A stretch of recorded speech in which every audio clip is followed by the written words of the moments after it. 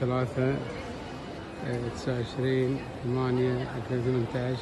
في مطار صبيحة في تأخير على الطيارة الوطنية.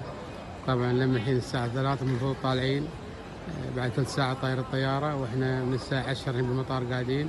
هذه العوائل الكويتية شوف حالتهم شلون، اللي نايم على الأرض واللي قاعد واللي واقف في الجنط صافين دور. طبعا المطار غيرونا من كذا مكان، من جي إلى إيه تغير. وشوف هذه العوائل الكويتية، اليهال كبار السن.